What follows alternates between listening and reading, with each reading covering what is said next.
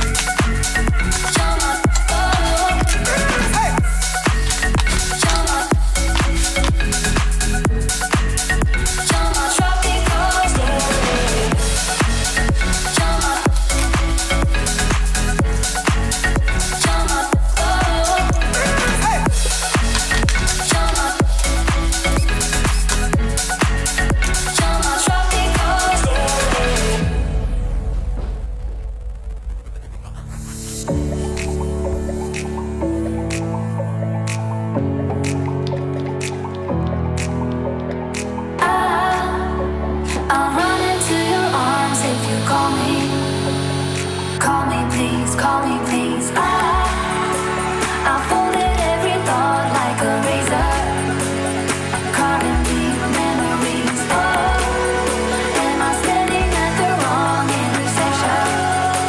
Come back to me. How could I let you go? How could I let you go? How could I let you go? How could I let you go?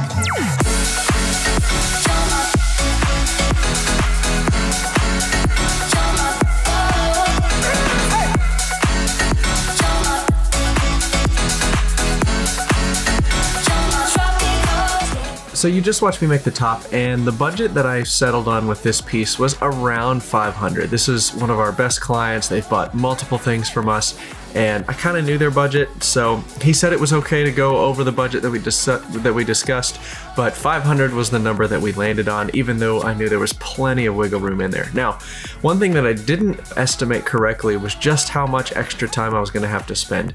I don't know if I've got video footage of it. Obviously, you'll see it in a minute, but my circular saw is really cheap. I need to upgrade it. It's something that I've had on the books for a while to do, but I just haven't been able to do it anyway, and it caused me some problems on this, so I ended up having to do a lot of hand plane work to get one end of it really flush, because the circular saw I have just always cuts at an angle, and I've tried everything, so I don't need any suggestions. I just need a new circular saw, so I need to take some of my own advice and just buy a tool when I need to use it. So I bit the bullet on this one, but anyway, that's my fault.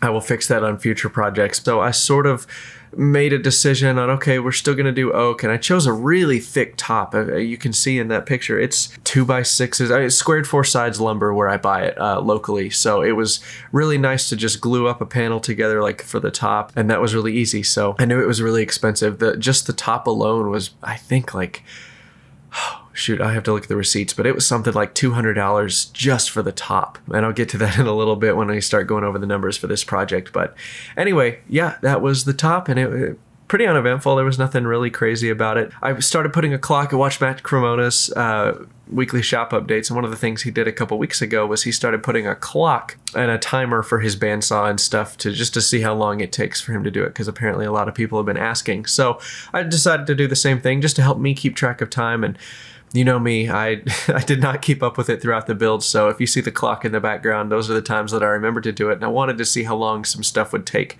So that's another tip that I've been preaching for a little while is time how long it takes you to do things, and see if you can't do it safely, but just a little faster, maybe a different way, or minimizing your movements around the shop. So yeah, I guess we'll just keep on building.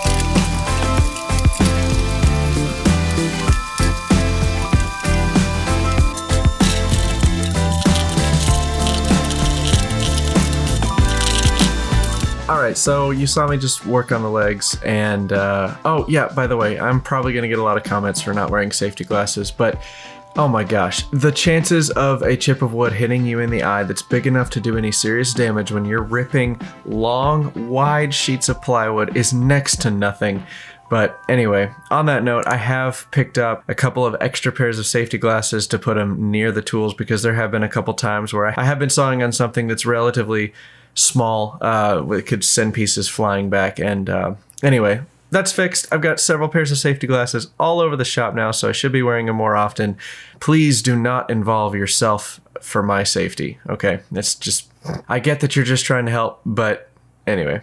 Please let me know in the comments. YouTube loves the engagement. So for all of you that don't like my videos, that the algorithm keeps serving them to you, nobody's forcing you to watch them. It's really funny to see some of these people just get so irritated that YouTube is serving my videos, but they watch the whole video and they comment on them. So YouTube thinks, oh, they like the video. So anyway, it's just really funny to see some of the comments of people getting really, really upset with our videos.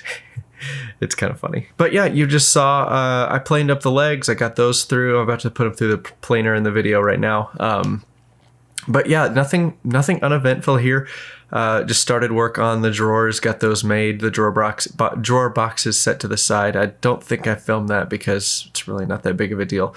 I'm basically at this point, I'm like pushing, I'm getting done all the easy things I know to do while I'm like marinated in my brain the ideas of how I'm going to get everything assembled and put together. So the next couple of steps after we plane the legs down is we're going to start making some critical cuts. This is where we're going to square up the top and get it ready to go. We're also going to make the drawer fronts, which I changed the drawer design halfway through. I was going to do 4 drawers, 2 on each side, but I decided to do 1 long drawer on each end of the table, which you saw in the intro picture. We'll go over again at the end of the video, but 2 drawers, 1 on each side of the table that are extra deep.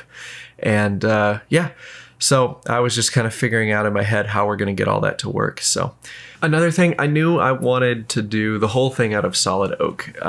With the exception of the drawers, I made it with plywood, but everything else is solid oak, and I think it turned out really nice. So I made the legs out of solid oak too, which you'll see here in a little bit, but I went and bought all the material at once. I don't like to make multiple trips. I like to think through the entire project and sort of estimate how much time, how much material, how much time, how much material, how much time, how much material. And I really only allow myself 1 trip to the hardware store on every project. That's a new thing that I'm trying to do, just to limit the number of times. You guys have no idea how close I live to 2 hardware stores in my town. So it's nothing for me to just jump in the car and drive over there. So even with calculating that into the price, it really doesn't raise the price if I take another couple trips. The thing that kills me is the time, how long it takes me to get a list and get everything and go over there and find it and check out and then come back and then, oh shoot, I used the wrong credit card, so now I got to go into the QuickBooks and manage it. So it's a nightmare. So I'm trying to really limit the number of trips I make to the hardware store per job. And I think you should do the same thing too, just to make it cheaper on your customers. I mean, obviously, like you shouldn't be giving your customer anything that they're not paying for. Right? You want to make them feel that they got a very valuable piece, but you should not be giving them a super duper high quality piece or super duper chunks of your time that you could be spending with your family or getting paid, at work when your customer's not paying for it.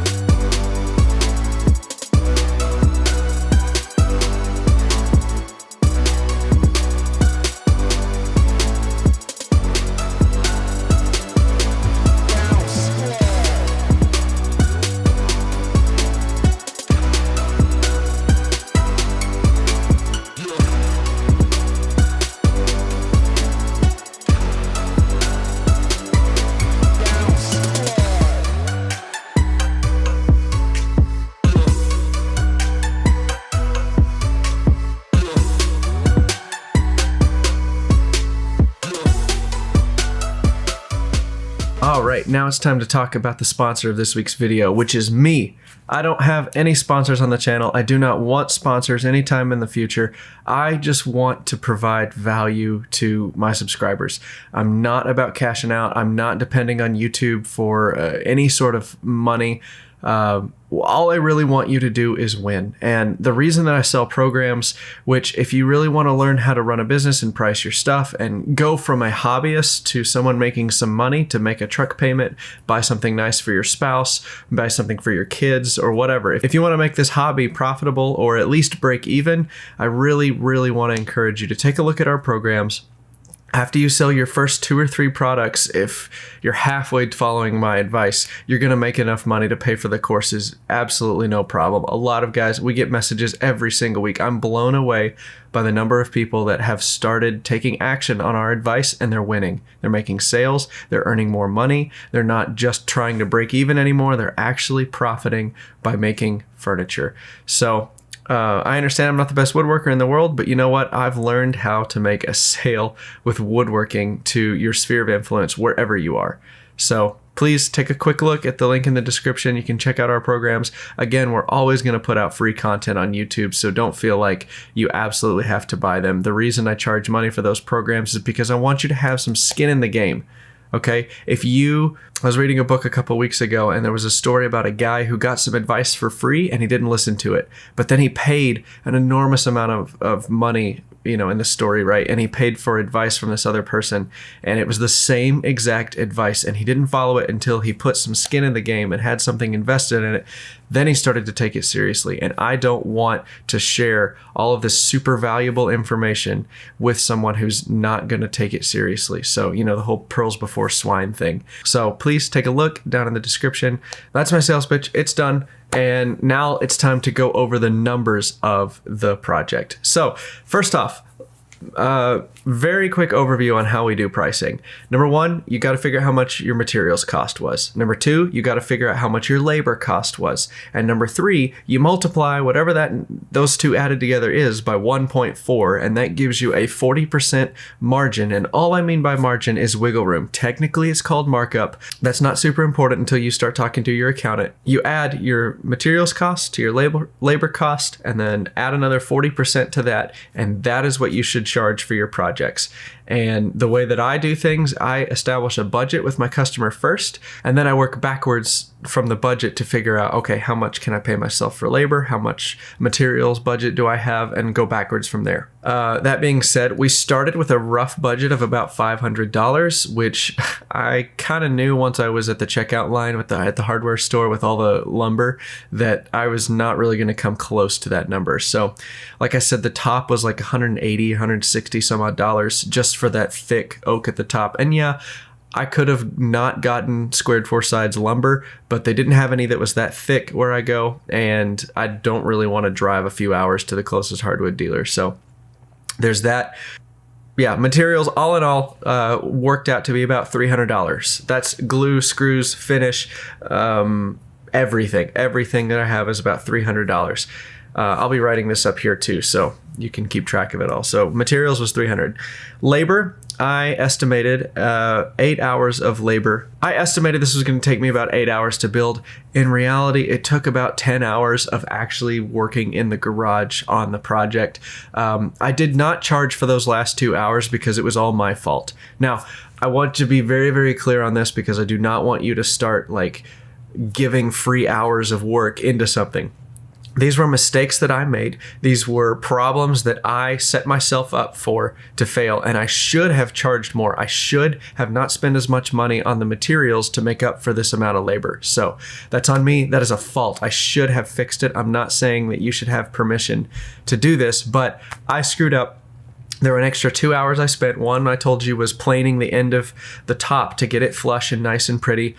And then the other hour was spent just pulling my hair out with those soft close drawer slides. I just need to break down and buy the little rocker jig. Again, I need to take more of my own advice. I'm starting to do more drawer slides. I just need the simple jig to get it and get it right the first time. So that's on me. Anyway, so I'm only going to bill 8 hours on this project.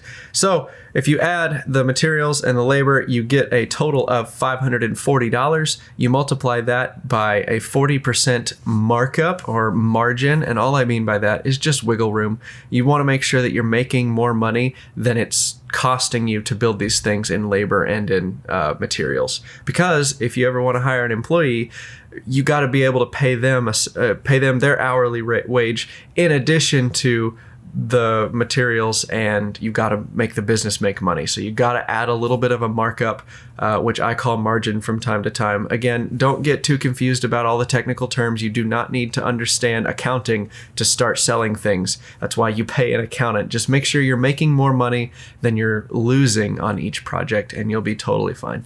Yeah, so you multiply $540 by 1.4, and that's going to pop you out a nice price of $756, which is what I charged and what I got paid for, plus tax, of course, for your area. Yeah, it's that simple. I talked to him when I knew I was going to go over budget. I gave him a call and said, hey, this is where we're at. This is how much I've got left to do. Do you want me to change something about the design, or can we go ahead and press with it? And he was totally fine to go ahead and press at the higher rate. So clear communication with your clients is really going to help you there. It also helps just to find decent clients. Spend more time finding the people you want to build for and sell to, and that's going to save you lots of heartache down the road.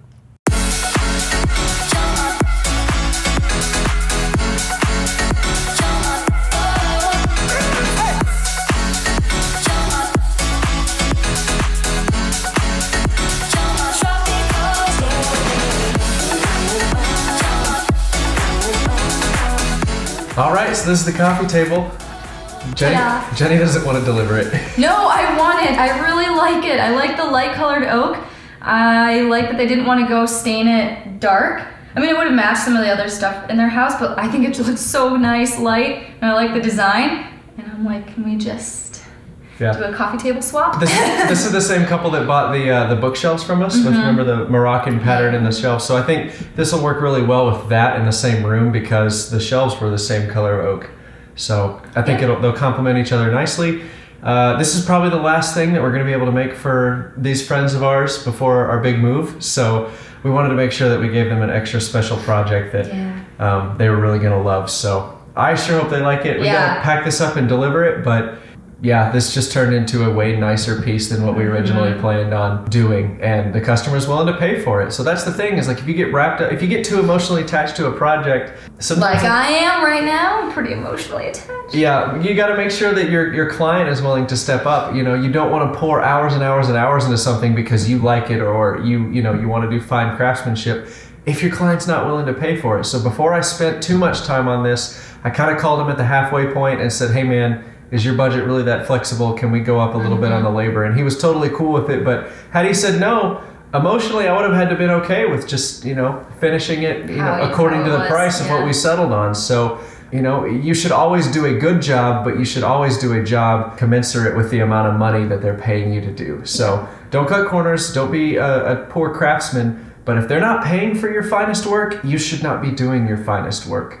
I cannot stress that enough. That's how these woodworkers, they open a shop and they never make any money because they're so... They do their highest level skill on every single project, and then your customers don't even get it. They're like, mortise and tenon what? So the table went together? Cool. Now, if you're a good salesman and you work on those skills like we have in our programs, we can show you exactly how we charge, an extra couple $100 for labor. Because some people want that, and some people do understand the quality of that, which is awesome. Right. But you got to understand that doesn't, craftsmanship alone will not sell the piece. You have to sell the piece on your own. And if you want to know how to do that, obviously we have programs to help you. Otherwise, you can just subscribe to the channel, keep following us. We're going to keep putting out content regardless. So we're just super excited you watched this build. Thank you so much. We'd love it if you left us. Lutefisk? No. Good Lord, no. So we would love it if you left us a comment or a like. It's absolutely free to you and it helps us out a ton. So thank you so much for watching. We hope you got some value on maybe the next time you go to price something, you have a little bit better of an understanding of how you need to price your work based on what you saw from our stuff. So anything else? I think that's it. All right. Thanks again. See you later. jealous.